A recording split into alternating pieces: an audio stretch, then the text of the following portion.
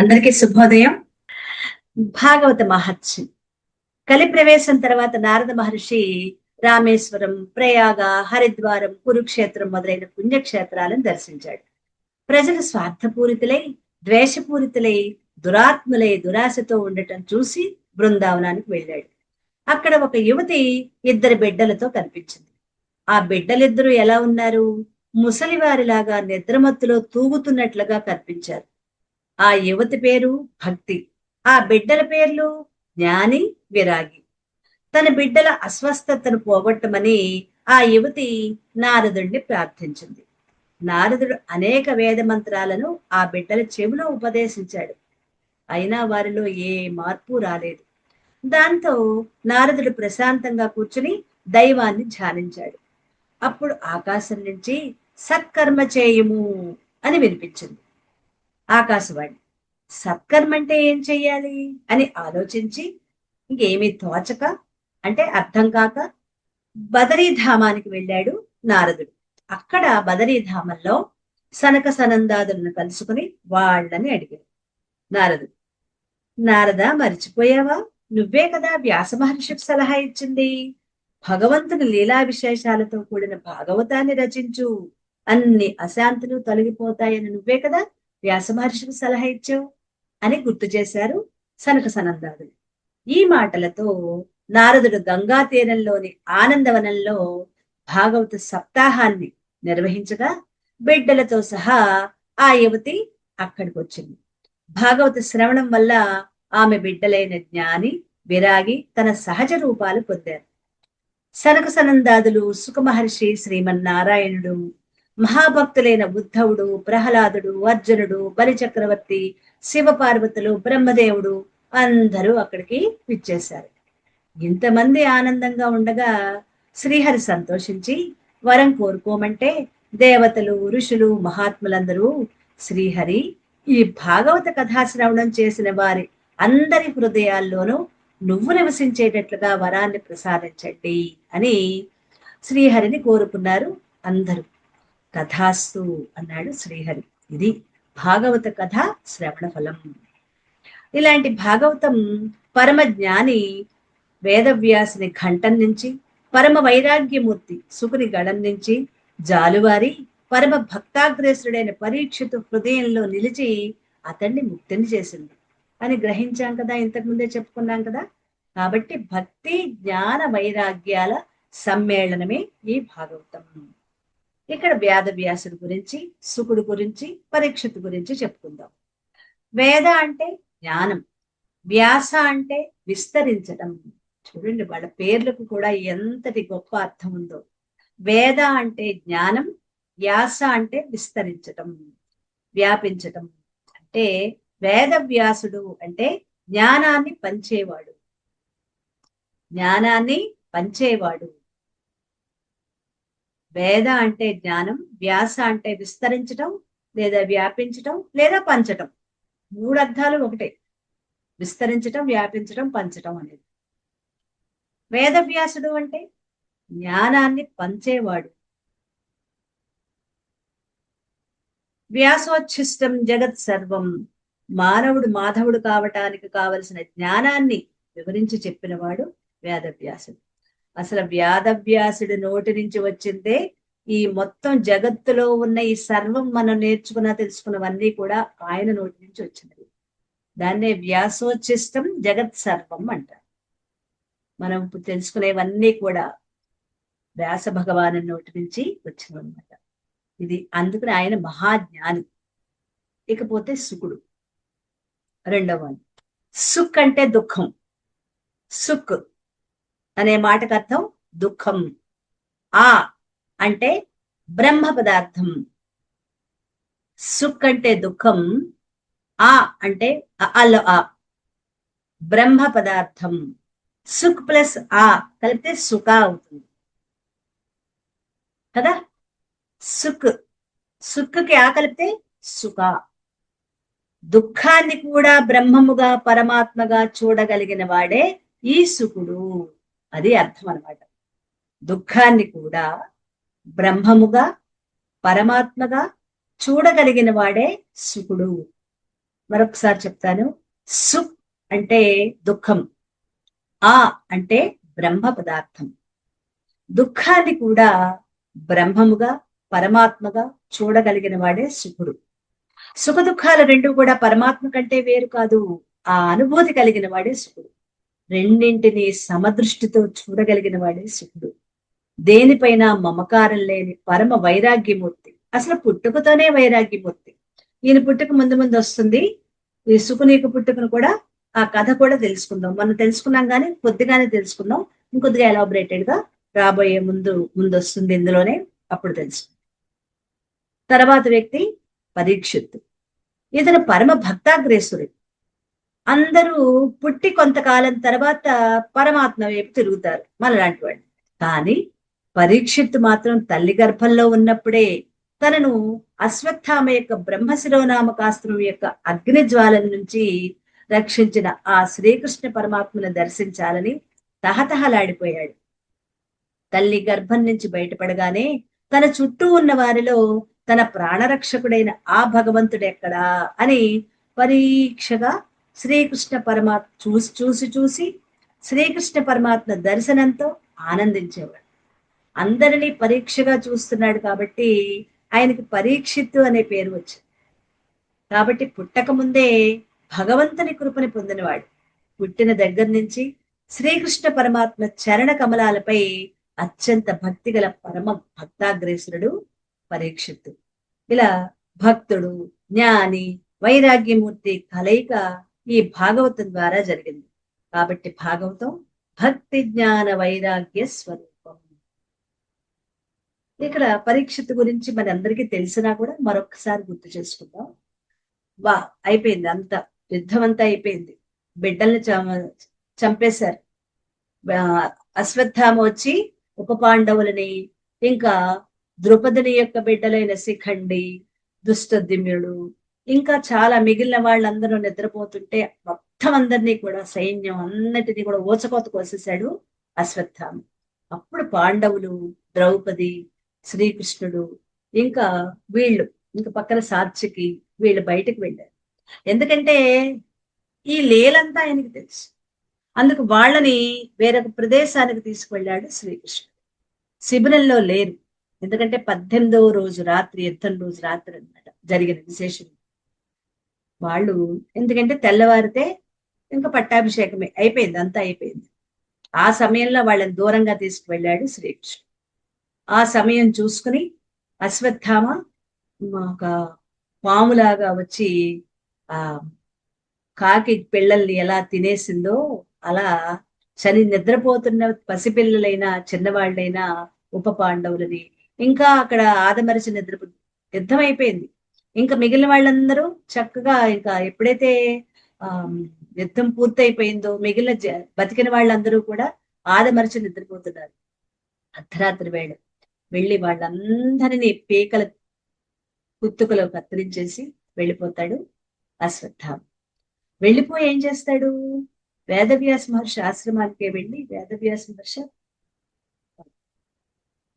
ఒక మహర్షి ఆశ్రమానికి వెళ్ళి అక్కడ వచ్చి చూస్తారు. వీళ్ళు అందరూ చనిపోయి ఉంటారు. ద్రౌపదీదేవికి ఎంత బాధ అండి. తన 5గురు బిడ్డలు చనిపోవటమే కాదు, తన అన్నలు, తన తోబుట్టువులు, దుష్టద్యుమ్నుడిని, శిఖండిని అందరినీ చంపేశాడు. మొత్తం అందరినీ చంపేశాడు, అక్కడ ఉన్న వాళ్ళందరినీ. ఆవిడ ఎంత బాధపడుతుంది, చాలా దుఃఖాన్ని పొందుతుంది. చాలా దుఃఖాన్ని పొందితే భీముడు, అర్జునుడు అంటారు అశ్వత్థామని చంపేస్తాను. అప్పుడు ఆవిడ సంయమనం పాటిస్తుంది. ఇప్పుడు నా పిల్లలు ఏం తప్పు చేశారు? నీ మీదకి యుద్ధానికి రాలేదు వాళ్ళు, అయినా కూడా నువ్వు ఎందుకు చంపావు? ఇప్పుడు నువ్వు చంపావు, నిన్ను చంపితే నీ తండ్రి చనిపోయారు, ఎలాగూ ద్రోణాచార్యుడు యుద్ధంలో చనిపోయారు. నిన్ను చంపితే నీ తల్లి ఎంత బాధపడుతుంది? నువ్వు గురుపుత్రుడివి, ఆ తల్లి ఎంత బాధపడుతుంది? నిన్ను చంపితే నా బిడ్డలు వస్తారా? కాబట్టి అశ్వత్థామని చంపద్దు. నాకెంత దుఃఖపడుతున్నానో ఆ తల్లి కూడా అంతే దుఃఖపడుతుంది. కాబట్టి ఆ తల్లికి నేను కడుపు మంటని, ఉన్నది ఒక్కడే కొడుకు ఆవిడికి, ఆ తల్లి, ఆ కన్న తల్లికి ఆ శోకాన్ని నేను ఇవ్వను. కాబట్టి చనిపోయిన బిడ్డలు ఎలాగో చనిపోయారు, అతన్ని చంపద్దని బతిమాలుతుంది. ఎంత గొప్పదండి తన 5 బిడ్డలు తన వాళ్ళందరినీ చంపేశాడు కర్కశంగా. అయినా కూడా నీకేం అపకారం చేశారు వాళ్ళు? వాళ్ళని చిన్న పాపలు వాళ్ళు, నిద్రపోతున్న వాళ్ళు నీకేమైనా యుద్ధానికి వచ్చారా నీ మీదకి? ఎందుకయ్యా వాళ్ళని చంపావు అని తను ఆక్రోశించి అతన్ని చంపవద్దని బతిమాలు.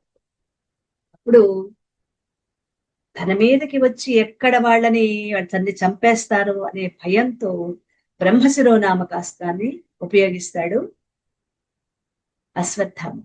ఈ బ్రహ్మశిరోనామకాస్త్రమైన ద్రోణాచార్యుడు దానిని బాణం ప్రయోగించడమే నేర్పించారు కానీ ఉపసంహారం నేర్పించడం. ఉపసంహారం దాని ప్రయోగం కేవలం ఒక్కడికే నేర్పించారు, అర్జునుడికి మాత్రమే. అర్జునుడికి నేర్పించారు, నేను కన్న కొడుకైన నాకు నేర్పించలేదని బాగా గోలగోల పెట్టేస్తున్నాడని, సరే ప్రయోగం నేర్పిస్తున్నాను ఉపసంహారం నేర్పించట్లేదు, నువ్వు ఎప్పుడు దీన్ని వాడద్దు అని మరీ చెప్పి కొడుకు మీద ఉన్న విపరీతమైన వాత్సల్యంతో అసలు ధృతరాష్ట్రుడికి ద్రోణాచార్యుడికి వాళ్ళిద్దరూ నాశనం అయిపోయింది కేవలం విపరీతమైన మమకారమే వాళ్ళని నాశనం చేసింది. ధృతరాష్ట్రుడు అంటే మనకి తెలుసు, ఆయనకి బిడ్డల మీద మమకారం, దుర్యోధన. మరి ద్రోణాచార్యుడికి కూడా తన కొడుకంటే అపరిమితమైన ప్రేమ. ఇంకా తప్పనిసరి పరిస్థితుల్లో కొడుకు మరీ గోల పెట్టేస్తున్నాడు, ఒక్కడే కొడుకు, ఈ కొడుకంటే ప్రేమతో బ్రహ్మశిరోనామకాస్త్ర ప్రయోగం మాత్రమే చెప్తారు, ఉపసంహారం చెప్పరు. ఎందుకు అప్పుడు చెప్తారు, ప్రయోగం చెప్తున్నాను, దీన్ని నువ్వెప్పుడూ ఉపయోగించద్దు, కేవలం నువ్వు అడుగుతున్నావని మాత్రమే నేర్పిస్తున్నాను, దీనికి ఉపయోగించద్దు అని చెప్తారు కూడా తండ్రి ఒక గురువుగా. సరే అంటే ఇప్పుడు తన మీద వీళ్ళందరూ వచ్చి పడిపోతే మొత్తం పాండవుల యొక్క వంశం అంతా కూడా నాశనం అయిపోవాలని ఈ పాండవులతో పాటు తన అభిమన్యుడి భార్య అయిన ఉత్తర గర్భంలో ఉన్న పసిబిడ్డ లోపల ఆ పిండం కూడా నశించుకోవాలని బ్రహ్మశిరోనామకాస్త్రాన్ని ప్రయోగించేశారు. ప్రయోగించగానే అది మండుతూ అగ్ని జ్వాలలా లోపలికి వెళ్తున్నప్పుడు వణికిపోతారు అందరూ కూడా. అర్జునుడు తెలుసు ప్రయోగించడం, అర్జునుడు కూడా తెలుసు, అర్జునుడు ప్రయోగిస్తాడు. వెంటనే ఇద్దరు కృష్ణుడు అప్పుడు లోపలున్న పిండం ఆ మంటల ఆ ధాటికి తట్టుకోలేకపోతున్నప్పుడు ఉత్తరాదేవి అంటే అభిమన్యుడి భార్య అన్నమాట, సుభద్ర యొక్క కోడలు, ఆవిడ శ్రీకృష్ణుడినే ప్రార్థిస్తుంది, నీ మేనల్లుడి భార్యను నేను, నా బిడ్డని రక్షించవా అని డైరెక్ట్ గా కృష్ణుడినే ప్రార్థించగానే లోపల ఆ పిండానికి ఆ వచ్చే అగ్నిగోళానికి మధ్యలో ఉంటాడు చిన్న రూపంలో శ్రీకృష్ణుడు. ఎక్కడ? గర్భంలో. ఆ బిడ్డకి రక్షణ కవచంలా ఏర్పడతాడు. అందుకే ఆ బిడ్డ లోపల తను పుట్టడానికి ముందుగానే తనకి చల్లగా ఉంటుందన్నమాట.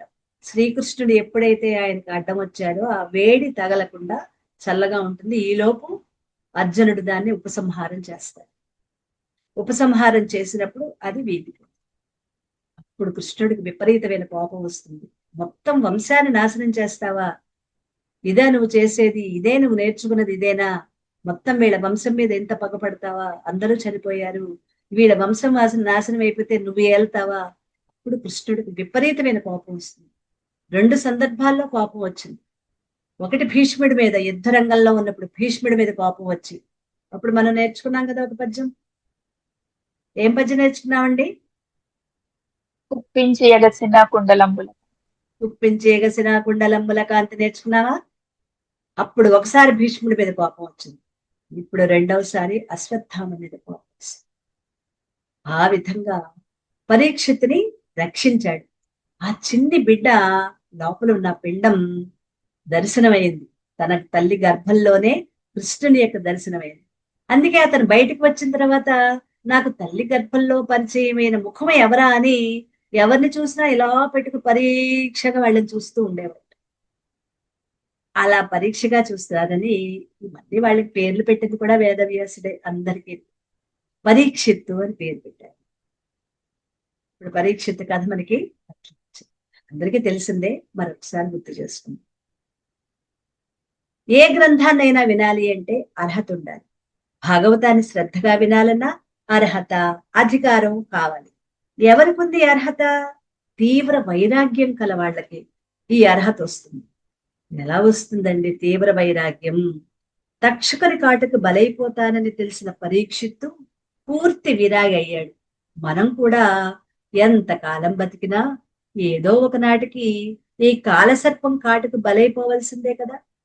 ఇది తెలుసుకున్న వాళ్ళకి తప్పనిసరిగా వైరాగ్యం కలుగుతుంది.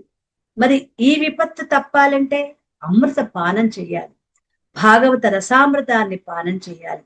అర్హత, అవసరం, ఆసక్తి ఇవి ఉంటే తప్పకుండా ఫలితం లభిస్తుంది.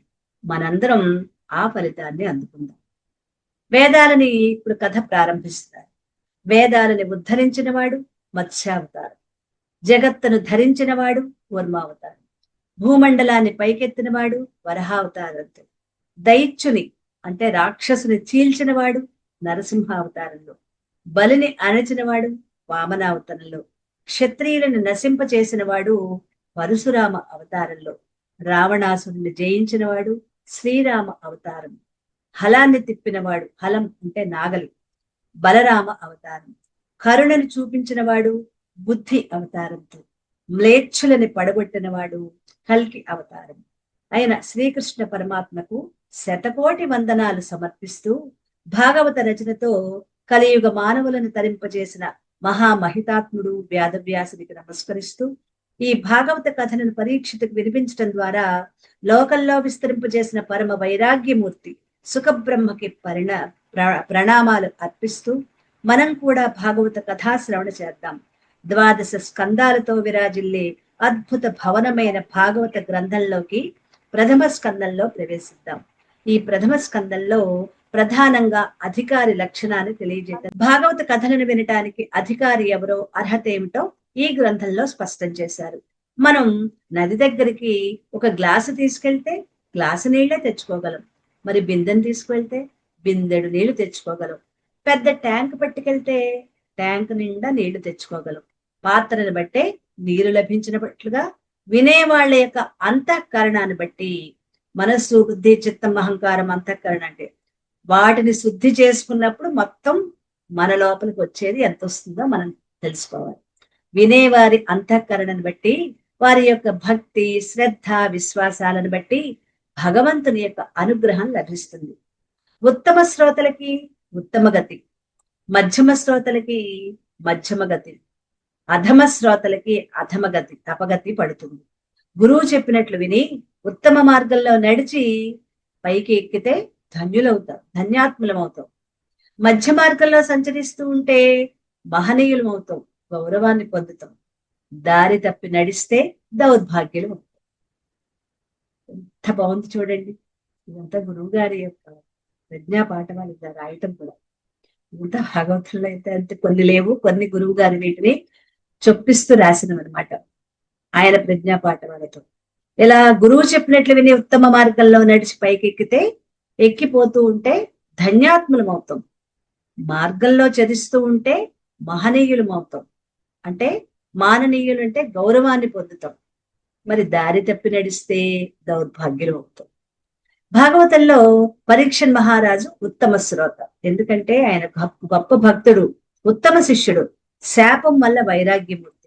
7 రోజుల్లో తక్షకుని కాటుకు బలై మరణిస్తాడని ఆయనకి శృంగి శాపం. కనుకనే వెంటనే వైరాగ్యం కలిగింది. పరీక్షిత్తుకే కాదు, ఈ లోకంలో జన్మించిన ఏ మానవుడికైనా, ఏ జంతువుకైనా, ఏ ప్రాణికైనా ఇదే శాపం. 7 రోజుల్లో మరణిస్తామంటే అర్థమేమిటి? ఆ శాపం మనకు ఎక్కడ ఉన్నది అనుకుంటున్నారా? మనం 70 ఏళ్ళు బతికినా, 90 ఏళ్ళు బతికినా, 100 ఏళ్ళు, 120, 110, 120 ఎన్నాళ్ళు బతికినా పోయేది అంటే చనిపోయేది మాత్రం 7 రోజుల్లో. అదే ఆది, సోమ, మంగళ, బుధ, గురు, శుక్ర, శని. ఇవే కదా. ఇవి తప్ప ఈ 7 రోజులు కాకుండా 8వ రోజు ఎవరైనా మరణించిన వాళ్ళు ఉన్నారా? కాదు కదా. అందుకే నేను గొప్ప భక్తుణ్ణి, నేను గొప్ప జ్ఞానిని, నేను గొప్ప ధనికుణ్ణి, నేను ఈ దేశాన్ని పరిపాలించిన వాడిని, నేను ప్రపంచ ప్రఖ్యాత కళాకారుణ్ణి, ఇంతటి వాడిని అంతటి వాడిని అని నేను కూడా అందరిలా 7 రోజుల్లోనే మరణించాలా అంటే తప్పదు. ఆ 7 రోజుల్లోనే మరణించాలి. మనమంతా ఎంతటి వారమైనా ఎప్పుడో ఒకప్పుడు కాలసర్పుని నోట చిక్కకు తప్పదు. కానీ ఆ విషయం మాత్రం మనకి గుర్తుండదు. మృత్యు అనేది నిత్యం మనని వెన్నంటే ఉంటుంది. నిత్యం సన్నిహితో మృత్యుహు అని మహాభారతంలో ధర్మరాజు అంటాడు. అందుకే కర్తవ్యం మమ మాధవ, మాధవ నా కర్తవ్యం ఏంటి అని ధర్మరాజు శ్రీకృష్ణుణ్ణి అడుగుతాడు. మనం కూడా మృత్యువు నిరంతరం మన వెన్నంటే ఉంటుంది అని గుర్తుంచుకుంటే మనకి కూడా వైరాగ్యం కలుగుతుంది. దాంతో మన కర్తవ్యం ఏంటో మనకు తెలుస్తుంది.